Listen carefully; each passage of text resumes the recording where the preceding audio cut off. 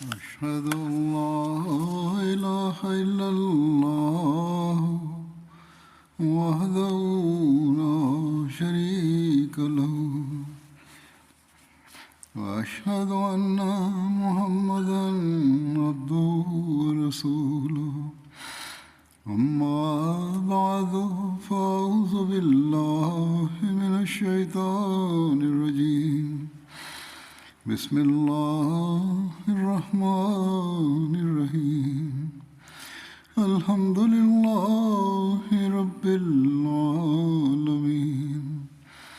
الرحمن الرحيم مالك يوم الدين إياك نعبد وإياك نستعين اهدنا الصراط المستقيم صراط الذين أنعمت عليهم غير المغضوب عليهم ولا الضالين. After reciting the Tashahhud, Ta'awwuz and Surah Al-Fatiha, Hazrat Khalifatul Masih V, Ayyadahullahu Ta'ala binasrihil Aziz stated, accounts from the life of Hazrat Abu Bakr radiyallahu ta'ala anhu were being related, and I will continue to narrate them today as well. With regards to the Battle of Hamra al-Asad, it is written that the Holy Prophet, peace be upon him, returned from the Battle of Uhud on a Saturday, and on Sunday, at the time of Fajr, Hazrat Bilal gave the call for prayer, and then sat down, waiting for the Holy Prophet, peace and blessings of Allah be upon him, to come out. In the meantime, Hazrat Abdullah bin Amr bin Auf Muzani came looking for the Holy Prophet, peace be upon him.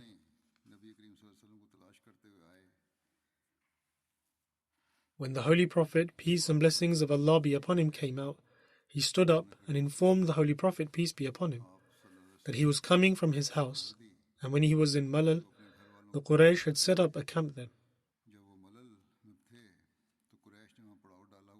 Malal is the name of a place on the way to Mecca, located at a distance of 28 miles from Medina. Furthermore, he said that he heard Abu Sufyan and his companions saying that you all did not achieve anything. You caused them harm, i.e. you harmed the Muslims, and you caused them pain, but then you left them and did not annihilate them.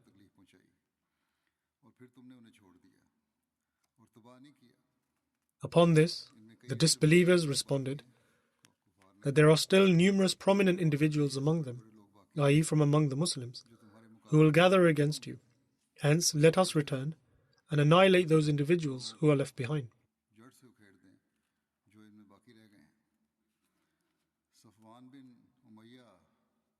Safwan bin Umayyah was also sitting amongst the disbelievers, and he stopped them from doing so, and stated that, O my people, you should refrain from doing so, as they have already fought you, and I fear that those who were previously unable to join the battle will now join them in order to fight against you.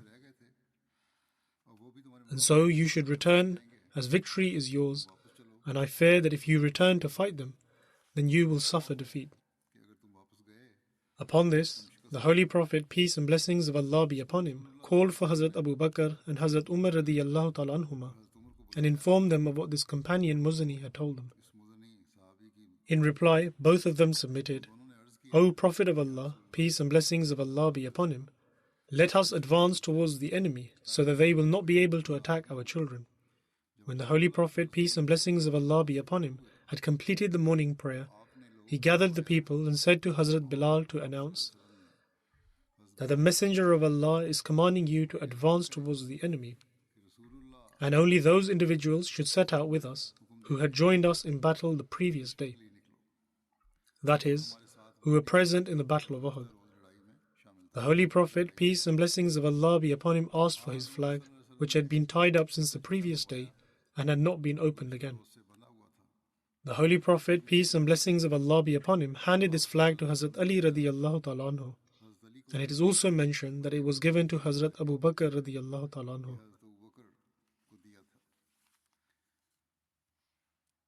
In any case, when this caravan of Muslims reached Hamra al-Asad, which is located at a distance of 8 miles from Medina, the idolaters became fearful, and abandoning the idea of going to Medina, they instead returned towards Makkah. The Battle of Banu Nazir took place in 4 Hijri. The Holy Prophet, peace and blessings of Allah be upon him, accompanied with a small party of companions, went to the people of Banu Nazir. There are different narrations explaining why the Holy Prophet, peace be upon him, went to them. According to one narration, the Holy Prophet, peace and blessings of Allah be upon him, went to them to collect the blood money of 2 people who had been killed from the tribe of Banu Amir. Accompanying the Holy Prophet, peace and blessings of Allah be upon him, were 10 companions, including Hazrat Abu Bakr, Hazrat Umar, and Hazrat Ali radiyallahu ta'ala anhum. When the Holy Prophet, peace be upon him, arrived there and asked for the amount to be paid, the Jews replied that, "Yes, O Abul Qasim, but first you should eat and then we will address the matter you have brought." At the time, the Holy Prophet, peace and blessings of Allah be upon him, was sitting against a wall, and the Jews began to plot and conspire with one another, saying that we will never get a better opportunity for killing this man, i.e. the Holy Prophet, peace and blessings of Allah be upon him. And so who among us will climb on top of this house and drop a heavy stone on him, so that we may get rid of him? Upon this, Amr bin Jahash, a chieftain of the Jews, agreed to the plan and stated that I am ready for this task. Immediately after, Salam bin Mishkam, another Jewish chieftain, in disagreement to this plot, stated that under no circumstances should you carry out this act. By God, he, i.e. the Holy Prophet, peace be upon him, will surely be informed of what you are plotting, and this is an act of treason because we have made a treaty with them. When the man who was to drop the stone on the Holy Prophet, peace and blessings of Allah be upon him, reached the top of the structure, the Holy Prophet, peace and blessings of Allah be upon him, was informed of this plot from the heavens. And Allah the Almighty informed him of what the Jews were planning to do. And right away, leaving his companions where they were seated, the Holy Prophet, peace be upon him, stood from his seat and proceeded to depart as though he had another engagement. The Holy Prophet, peace be upon him, returned to Medina swiftly. And after arriving in Medina, the Holy Prophet, peace be upon him, sent Hazrat Muhammad bin Maslama to Banu Nadir with a message stating that, "Leave my city," in other words Medina, "for you will not be permitted to live in my city, and the plan you made was an act of treason." The Holy Prophet, peace and blessings of Allah be upon him, gave the Jews a period of 10 days for this, but they refused and said that they would never leave their homeland. Upon receiving this reply, the Muslims readied for battle, and when the Muslims had gathered, the Holy Prophet, peace be upon him, departed to face Banu Nazir. The flag for the battle was held by Hazrat Ali, and the Holy Prophet, peace and blessings of Allah be upon him, besieged their forts, and no one came for their aid. Then the Holy Prophet, peace be upon him, mobilized his forces against Banu Nazir, and at the time of Isha, the Holy Prophet, peace be upon him, returned to his home with 10 companions. According to one narration, during that time the Holy Prophet, peace and blessings of Allah be upon him, assigned the command of the Muslim army to Hazrat Ali radiyallahu ta'ala anhu, and whilst according to another narration, this honor was given to Hazrat Abu Bakr radiyallahu ta'ala anhu. On one hand, the Holy Prophet, peace and blessings of Allah be upon him, carried out a strict siege, and on the other, Allah the Almighty caused the awe of the Muslims to settle in the hearts of the Jews. Finally, they requested the Holy Prophet, peace and blessings of Allah be upon him, to spare their lives and exile them with permission to take as much of their belongings as they could load onto their camels, except for their weapons. The Holy Prophet, peace and blessings of Allah be upon him, accepted this request, and according to one narration, the Holy Prophet, peace and blessings of Allah be upon him, lay siege for 15 days, whilst some narrations differ in the number of days mentioned. With the permission of the Ansar, the Holy Prophet, peace be upon him, distributed all the spoils of war acquired in the battle of Banu Nazir amongst the Muhajireen. Upon this, Hazrat Abu Bakr radiyallahu ta'ala anhu addressed the Ansar and stated, "O company of Ansar, may Allah grant you the best reward."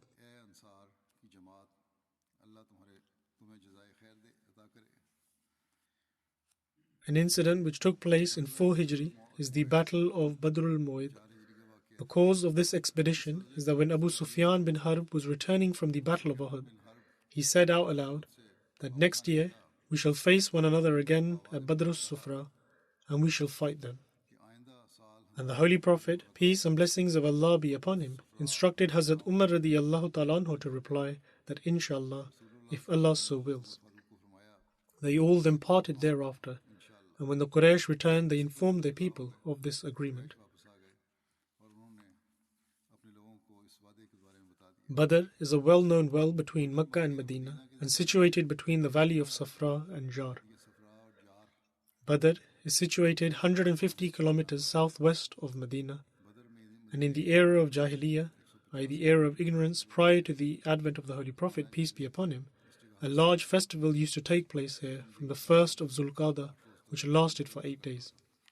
As the appointed time drew nearer, Abu Sufyan became less and less content to set out against the Holy Prophet, peace be upon him, and was becoming fearful. He desired not to come up against the Holy Prophet, peace be upon him, at this appointed time. Abu Sufyan was making out as though he was preparing a great army to attack, so that the news would reach the people of Medina that he was assembling a large army. Moreover, so that this news may spread amongst the Arabs in order to strike fear into the Muslims. According to one narration, Hazrat Abu Bakr and Hazrat Umar radiyallahu ta'ala anhuma went to the Holy Prophet, peace be upon him, and stated, O Messenger of Allah, Allah will make his religion prevail and grant honor to his Prophet, peace be upon him. We have made a promise to the people, and we desire not to break it. Otherwise they, i.e. the disbelievers, shall see it as a sign of cowardice. And so you must go ahead according to the agreement, for by God there is good in this. Hearing these sentiments, the Holy Prophet, peace be upon him, became overjoyed. When the Holy Prophet, peace and blessings of Allah be upon him, received this news regarding the army being assembled by Abu Sufyan, he appointed Hazrat Abdullah bin Rawaha as the Amir of Medina in his absence. And according to another narration, the Holy Prophet, peace be upon him, appointed Abdullah bin Ubay bin Sulul as the Amir and gave his flag to Hazrat Ali radiyallahu ta'ala anhu as he set off with his companions to Badr. Alongside the Holy Prophet, peace be upon him, there were 1,500 Muslims. Along the way, the Muslims took part in some trade at the festival that was taking place and made quite some profit from their business. And after remaining there for 8 days, they returned to Medina. The Muslims engaged in trade in that festival with the thought in mind that if the battle was to take place, then so be it. But if it did not, then they could at least do some business there, and the Muslims benefited from this a great deal.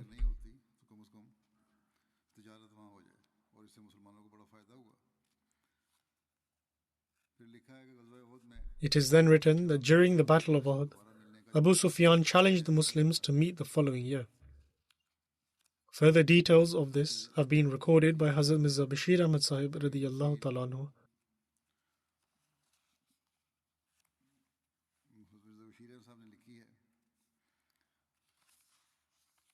He writes that after the Battle of Uhud, whilst returning from the battlefield, Abu Sufyan challenged the Muslims to both parties meeting again the following year at Badr. And the Holy Prophet, peace and blessings of Allah be upon him, announced his acceptance of this challenge. Hence, the following year, in 4 Hijri, at the end of the month of Shawwal, the Holy Prophet, peace and blessings of Allah be upon him, set out from Medina with a force of 1,500 companions, and appointed Abdullah bin Ubay as the Amir in his absence. On the other hand, Abu Sufyan bin Harb also set out from Mecca with an army of the Quraysh consisting of 2,000 men. However, despite the victory at Uhud and a force this large, his heart was fearful, and even though he was bent upon the destruction of Islam, he wished not to confront the Muslims until he could gather a larger force. As such, he was still in Mecca when he dispatched a man by the name of Nu'aym, who belonged to a neutral tribe, towards Medina, and emphatically instructed him that in any way possible he should intimidate and threaten the Muslims and craft fabricated stories to hold them back from setting out for war. And so, this individual came to Medina, and crafting false stories of the preparation, strength, zeal and fury of the Quraysh, created a state of unrest in Medina. This was carried out to such an extent that various people of weaker dispositions began to harbor fear in taking part in the battle. However, the Holy Prophet, peace be upon him, encouraged the Muslims to go forth, and in his address he stated that we have already accepted the challenge of the Quraysh, and we have promised to set out on this occasion. Therefore, we cannot turn back. Even if I am required to go alone, I shall go and stand firm in the face of the enemy. As a result, the fear of the people was dispelled, and they became prepared to set out in the company of the Holy Prophet, peace be upon him, with great zeal and sincerity. In any case, the Holy Prophet, peace be upon him, set out from Medina with 1,500 companions, and on the opposing end, Abu Sufyan set out from Mecca with his 2,000 men. However, the power of God was such that the Muslims reached Badr according to their promise, but the army of the Quraysh came out to some distance and then retreated to Mecca. The account is that when Abu Sufyan learnt of the failure of Nu'aym, he became fearful in his heart, and after having travelled some distance, he retreated with his army, admonishing them that this year the famine is very severe and people are facing financial difficulty. Therefore, it is not wise to fight them at this time, and we shall attack Medina with greater preparation when a time of affluence is at hand. The Muslim army stayed at Badr for 8 days, and since a festival would take place there every year in the beginning of Zulqa'dah, which has been mentioned previously, during the festival many companions engaged in trade and were able to generate significant profits. As a matter of fact, in this 8-day business venture, they were able to multiply their initial capital twofold. When the festival came to an end, and the army of the Quraysh did not arrive, the Holy Prophet, peace be upon him, departed from Badr and returned to Medina. The Quraysh returned to Mecca and began to prepare for an attack upon Medina. This Ghazwa is known as the Ghazwa of Badr al-Mu'ayyad.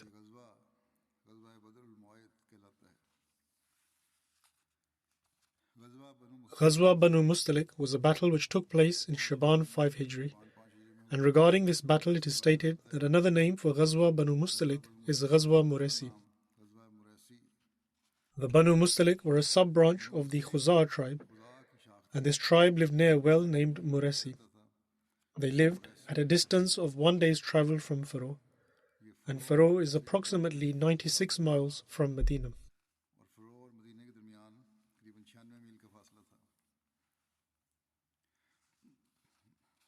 According to Allama ibn Ishaq, Ghazwa Banu Mustalik took place in 6 Hijri, whereas according to Musa bin Uqba, it took place in 4 Hijri.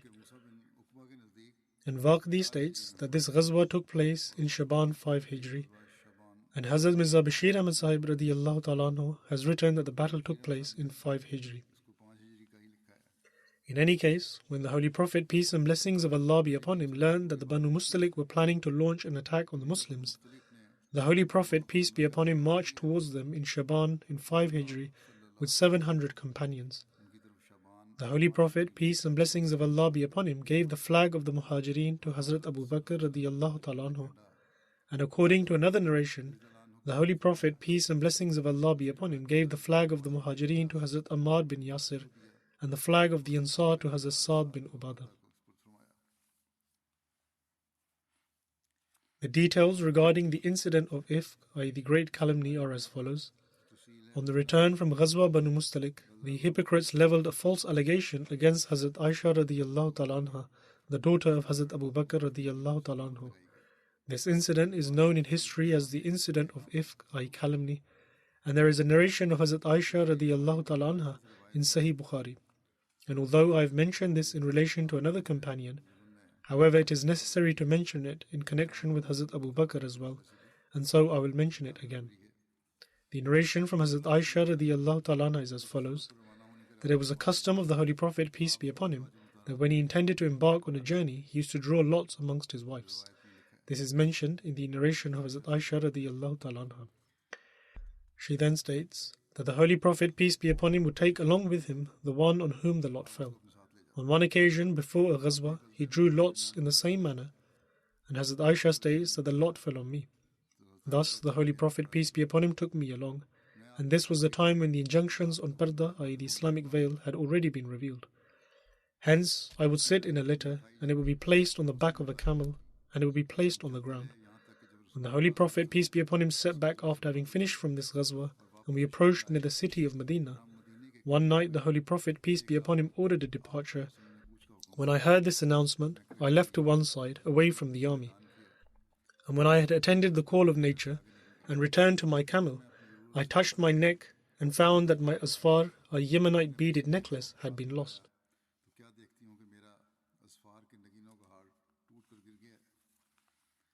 Nonetheless, Hazrat Aisha radiyallahu ta'ala anha states that I went back in search of my necklace and was delayed a short while. In the meantime, those who had been appointed to lift my litter and place it on the back of the camel arrived, and assuming that I was in the litter, they lifted it and placed it on the camel.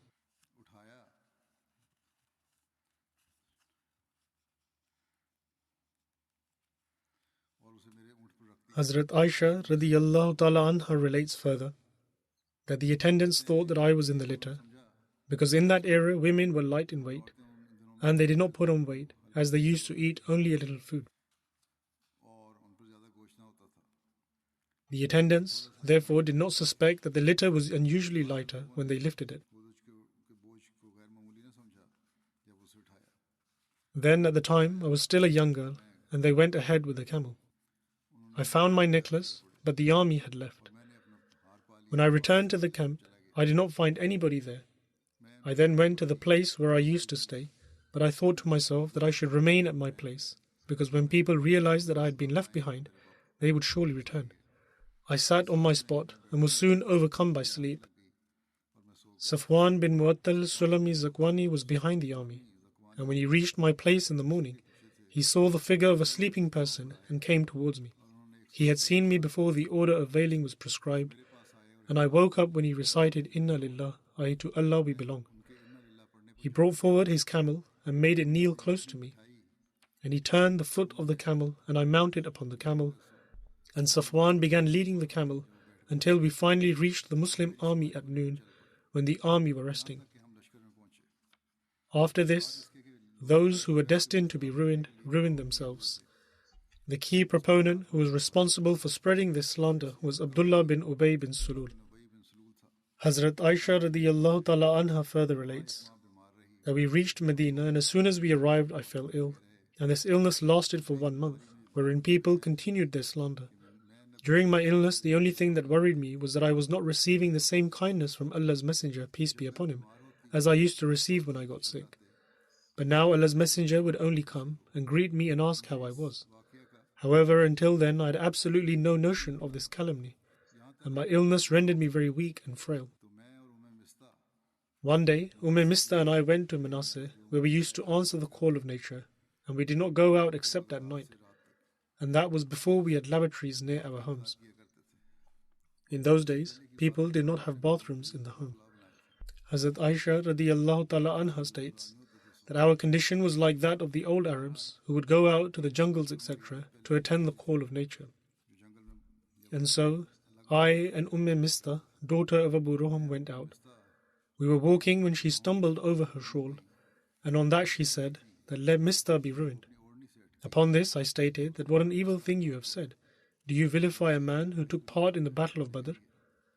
On that she said that, O innocent and naive girl, have you not heard what people have been saying? She then told me about the slander of the people of Ifk, and this aggravated my ailment. And when I reached my home, Allah's Messenger, peace and blessings of Allah be upon him, came to me, and after greeting me, he asked how I was. I replied that, will you allow me to go to my parents? Hazrat Aisha radiyallahu ta'ala anha asked the Holy Prophet, peace be upon him, if she could go home to her parents. She states, I wanted to be sure about the news through them, i.e. through her parents. Allah's Messenger, may peace and blessings of Allah be upon him, gave me permission, in other words, to go to her parents, and I asked my mother that, O mother, what are the people talking about? Upon this, my mother stated that, O my daughter, do not worry, for scarcely is there a charming woman who is loved by her husband, and whose husband has other wives besides herself, that they, i.e. the women, would find faults with her. Upon this, I stated, Subhanallah, holy is Allah. Are the people really talking in this way?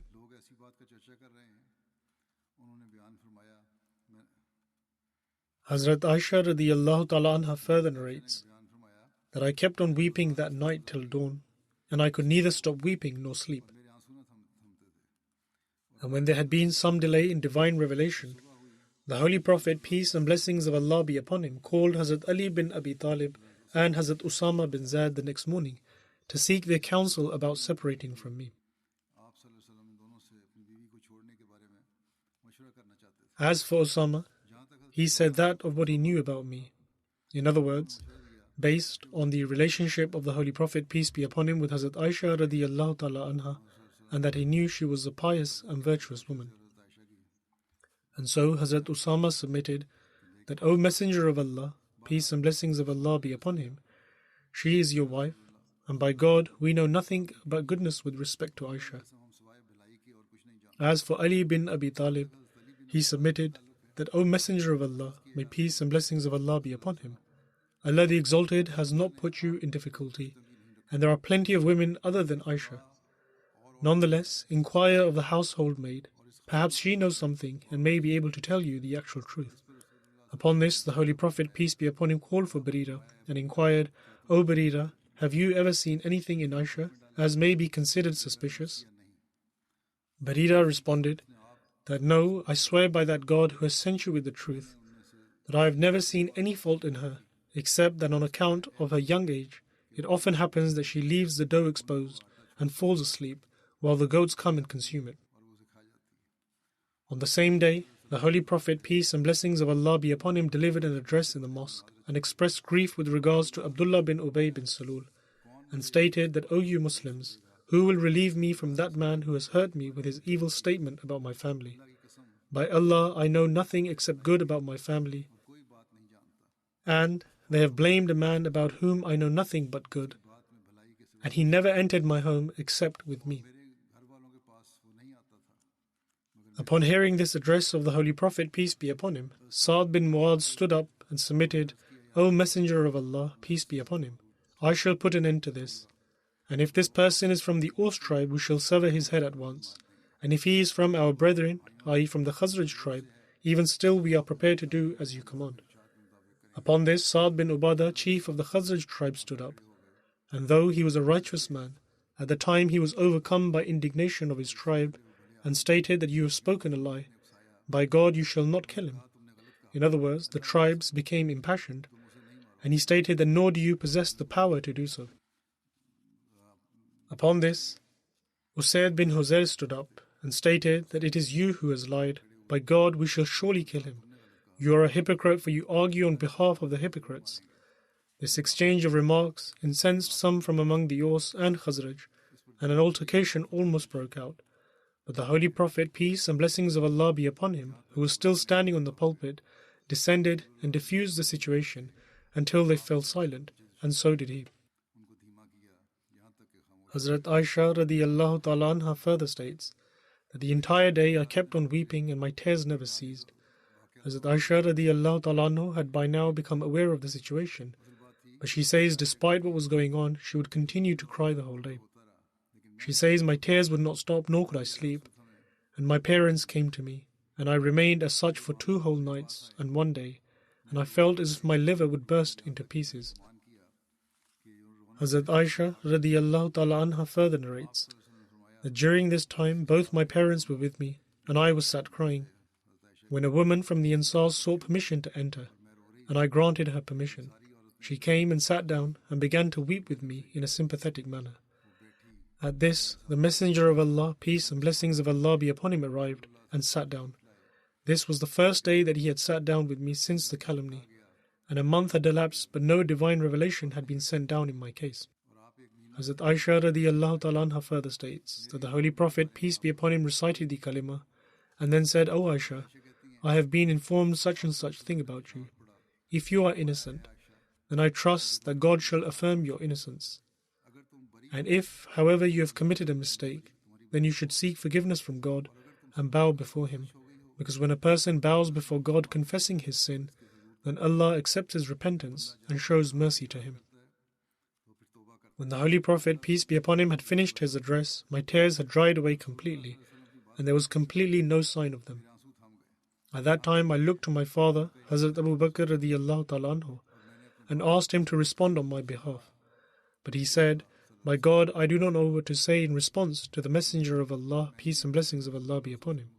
I then asked my mother to respond to the Holy Prophet, peace be upon him, on my behalf, and she also stated that by God, I do not know what to say in response to the Messenger of Allah, peace be upon him. Hazrat Aisha radiyallahu ta'ala anha further states that at the time I was a young girl and did not know much of the Quran.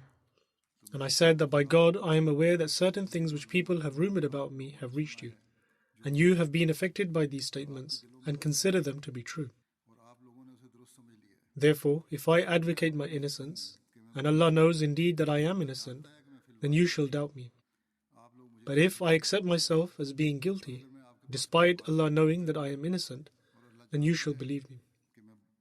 By God, I find myself in the situation of the father of Yusuf alayhi salam, who stated, فَصَبْرٌ جَمِيلٌ وَاللَّهُ الْمُسْتَعَانُ عَلَى مَا تَصِفُونَ. That is to say, that patience is better for me, and it is Allah alone whose help I seek against what these people assert. Hazrat Aisha radiyallahu ta'ala anha further states that upon saying this, I turned to the other side of my bed, and at the time I had firm conviction that Allah the Almighty would quickly manifest my innocence. However, by God, I did not imagine that a Quranic revelation would be sent down to clear me of the charges. I did not consider myself to be worthy enough to be mentioned in the Quran.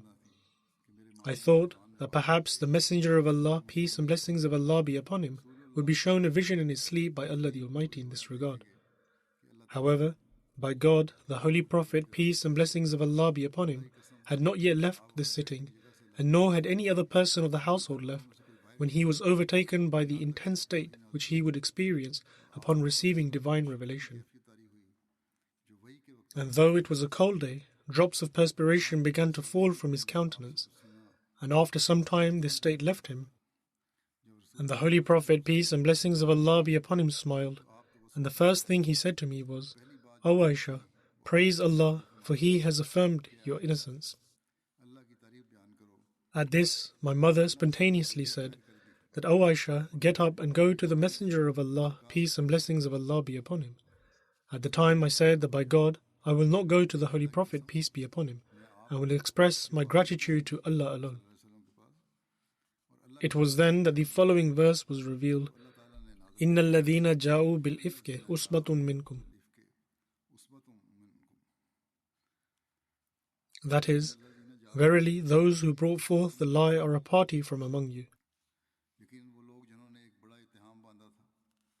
Hazrat Aisha radiyallahu ta'ala anha further narrates that when my innocence had been affirmed, Hazrat Abu Bakr Siddiq radiyallahu ta'ala anhu, the father of Hazrat Aisha, who would grant regular support to Mistah bin Usasa due to his poverty and kingship, vowed that as Mistah had taken part in slandering me, he would no longer render him this support. However, shortly thereafter, Allah the Almighty revealed, وَلَا يَأْتَلِ أُولُو الْفَضْلِ مِنْكُمْ وَالسَّعَةِ أَنْ يُؤْتُوا أُولِي الْقُرْبَى وَالْمَسَاكِينَ وَالْمُهَاجِرِينَ فِي سَبِيلِ اللَّهِ وَلْيَعْفُوا وَلْيَصْفَحُوا أَلَا تُحِبُّونَ أَنْ يَغْفِرَ اللَّهُ لَكُمْ وَاللَّهُ غَفُورٌ رَحِيمٌ.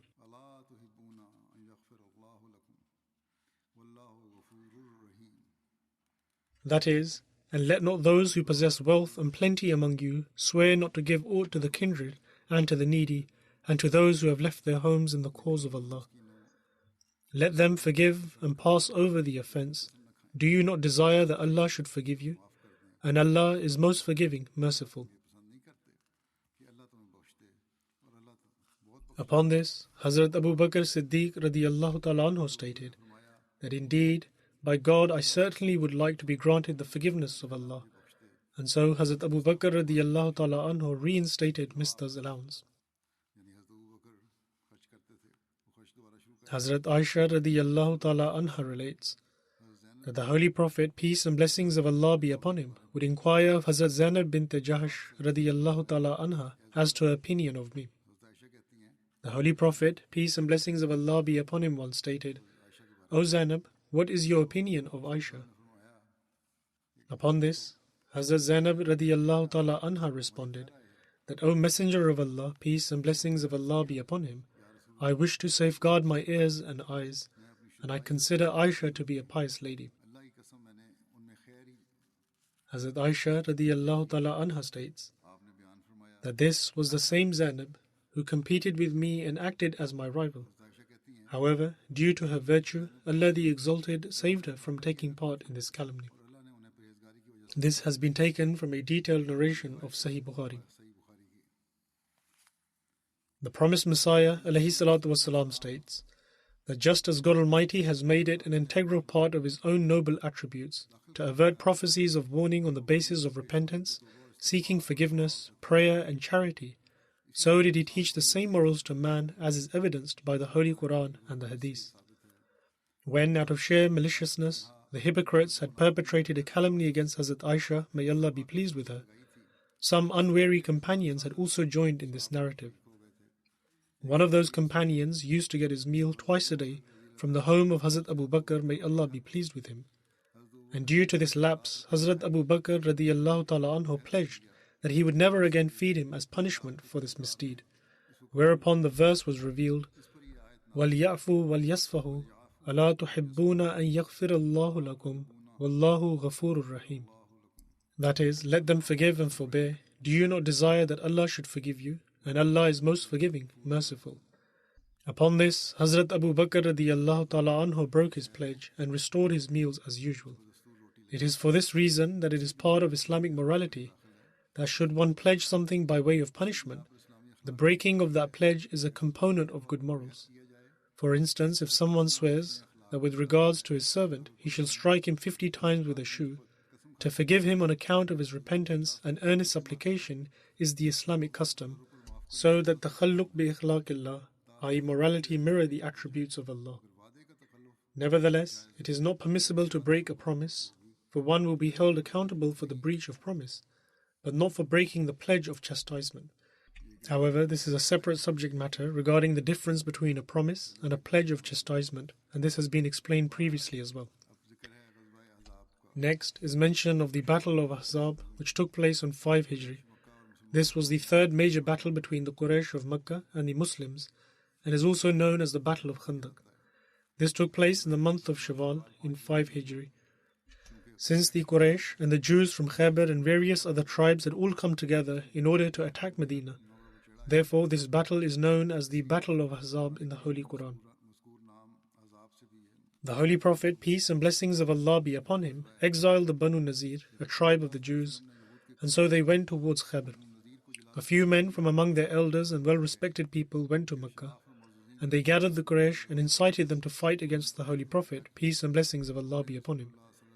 They formed a pact with the Quraysh, and they all agreed upon fighting against the Holy Prophet, peace be upon him, and they also fixed a date for this.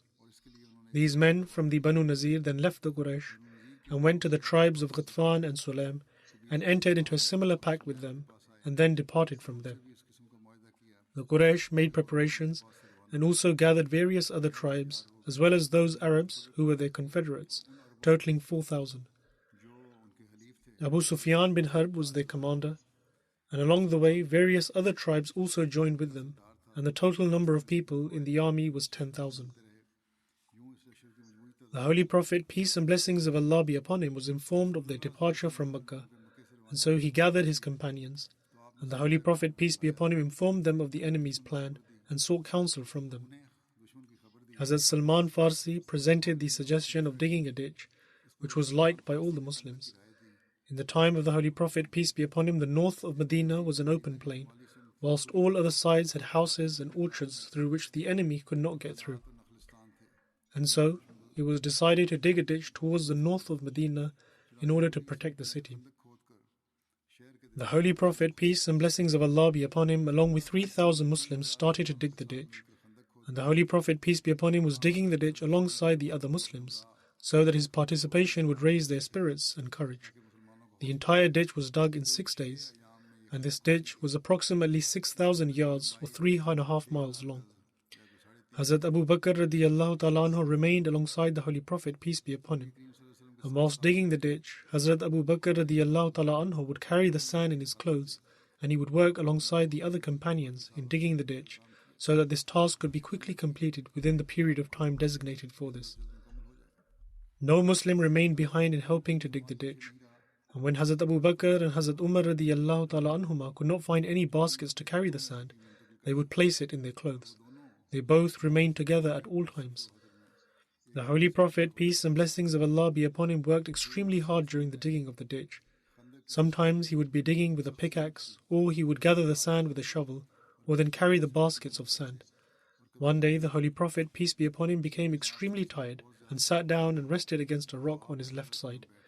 During this time the Holy Prophet, peace be upon him, fell asleep, and Hazrat Abu Bakr and Hazrat Umar stood near the Holy Prophet, peace and blessings of Allah be upon him, and would stop people from walking past him, lest they wake him up. When the 10,000 strong army of the Quraysh and their allies surrounded Medina, Hazrat Abu Bakr radiyallahu ta'ala anhu was commanding one faction of the Muslim army. Later, the area where Hazrat Abu Bakr radiyallahu ta'ala anhu was commanding the army, a mosque was built there and is known as Masjid Siddiq. I will continue narrating these accounts in the future sermons, inshallah. At this time, I wish to mention some deceased members. The first is of respected Mubaraka Begum Sahiba, who was the wife of Mukhtar Ahmad Gondal Sahib, and she passed away on the 11th January at the age of 93. Inna lillahi wa inna ilayhi raji'un. Verily to Allah we belong, and to Him shall we return. She was the daughter-in-law of Chaudhry Ghulam Muhammad Gondal Sahib, a companion of the promised Messiah alayhi salatu wassalam. She served the Jamaat with great passion, and she also served as the Sadr Lajna for her village Chak 99 South. She was regular in offering prayers and keeping fasts. She was virtuous, tended to the poor, and was very sincere. Throughout her life, she taught the Holy Quran to both children and adults. She was a Musia and is survived by 5 sons and 3 daughters. One of her sons is Iftikhar Ahmad Gondal Sahib, who is serving as a missionary in Sierra Leone, and another missionary, Fawad Ahmed, was her grandson. Aside from this, she has various other grandchildren who are missionaries or life devotees. May Allah the Almighty grant her His forgiveness and mercy and accept her prayers in favor of her progeny. The next mention is of Mir Abdul Wahid Sahib, who passed away in the night between 12th and 13th January. Inna lillahi wa inna ilayhi raji'un. Verily to Allah we belong, and to Him shall we return. He was 58 years of age, and Ahmadiyyat was established in his family through his great paternal grandfather, Mir Ahmad Deen Sahib, who accepted Ahmadiyyat during the time of Hazrat Khalifatul Masih I radiyallahu ta'ala anhu in 1911. He was the only Ahmadi in his family. Similarly, from his maternal side, Ahmadiyyat was introduced through his maternal grandfather, Sheikh Allah Bakhsh Sahib of Bannu. Abdul Wahid Sahib's paternal grandfather was Abdul Karim Sahib, and he had a passion for Tabligh, which is why his grandfather was commonly known by the name Maulvi Abdul Karim in Peshawar. He did a lot of personal study and had made his own library. And in 1974, when a delegation went before the assembly under the leadership of Hazrat Khalifatul Masih III rahimahullah, certain rare books that were needed were found in his library. This is according to his brother-in-law's account.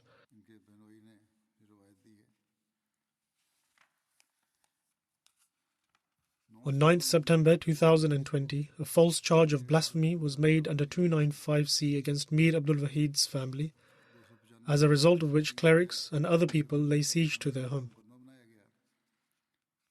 However, the police was able to remove him and his family from that situation and took them to Rawalpindi. A few days later, their home in Rawalpindi was raided at night, and the police arrested his son Abdul Majid Sahib.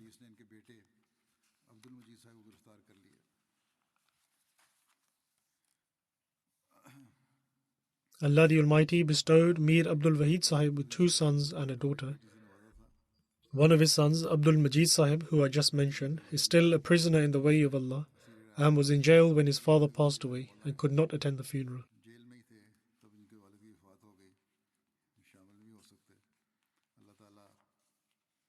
May Allah the Almighty grant the deceased His forgiveness and mercy and grant his family patience. His son, who is imprisoned, is around 20 years old. May Allah the Almighty create the means for his quick release. 20 साल तकरीबन उम्र है, अल्लाह ताला इनकी रिहाई के भी जल्द से मान पैदा फरमाए।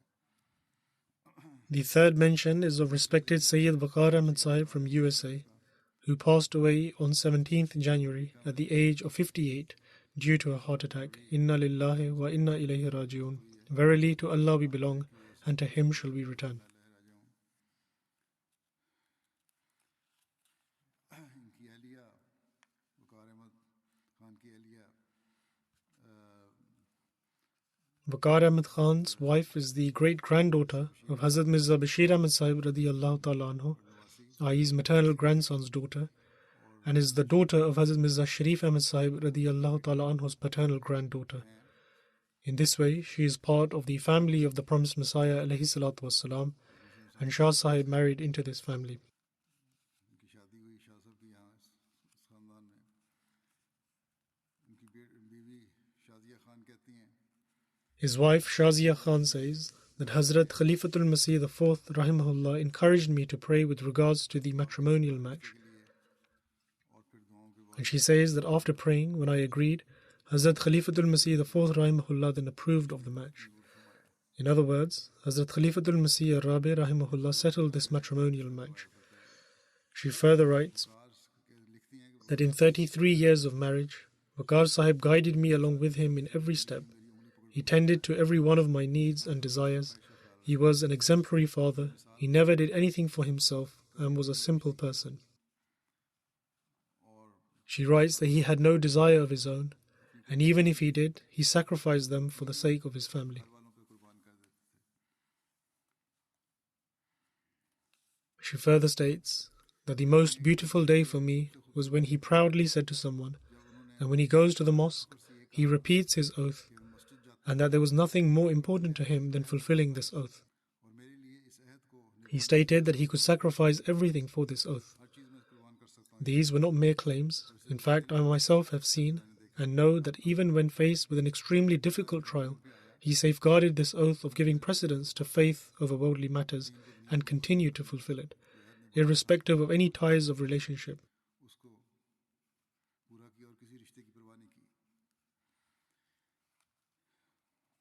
He never ventured outside the obedience of Khilafat. His wife further states that even if he did not understand something, he would still remain obedient and would say that it is our duty to be obedient. His disposition was filled with gratitude, and he would always advise me to do the same. He never showed any negligence in offering financial sacrifices. His son, Sayyid Adil Ahmed, who is now a missionary after graduating from Jamia Ahmadiyya, Canada, and obtaining his Shahid degree, states that by the grace of Allah the Almighty, my father was a simple and sincere person. He was less concerned about himself and would always fulfill the needs of all his children and our mother. He would never get anything nice for himself. In fact, we would often have to remind him to spend on his own needs as well. He had a great deal of respect for missionaries and the Nizam-e-Jamaat.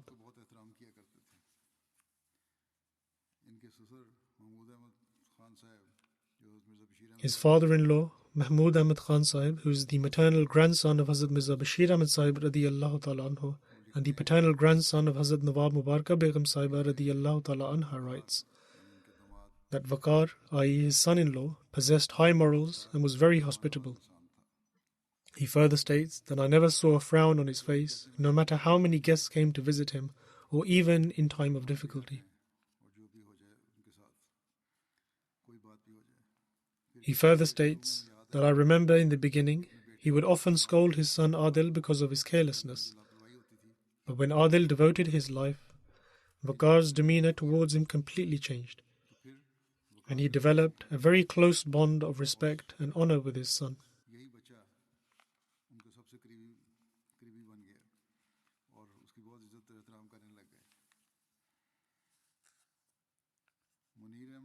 Munir Ahmed Sahib, the former Amir of the Jamaat in Abu Dhabi, writes that Waqar Sahib lived in Abu Dhabi along with his family while he worked there, during which time he developed close family ties with him.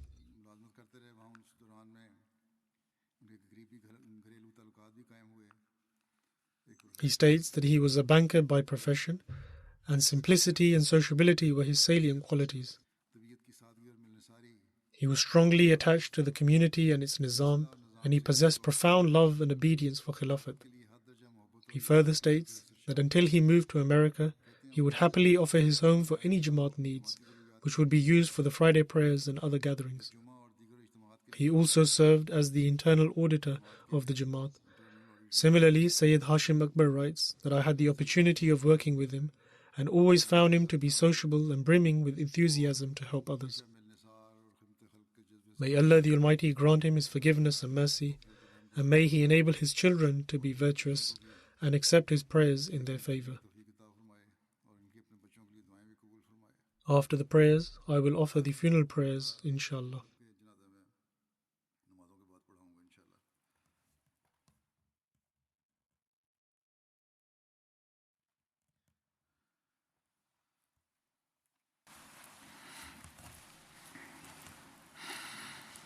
Alhamdulillah, alhamdulillah, nahmaduhu wa nasta'inuhu wa nastaghfiruh. ونؤمن به ونتوكل عليه ونعوذ بالله من شرور أنفسنا ومن سيئات أعمالنا من يهده الله فلا مضل له ومن يضلله فلا هادي له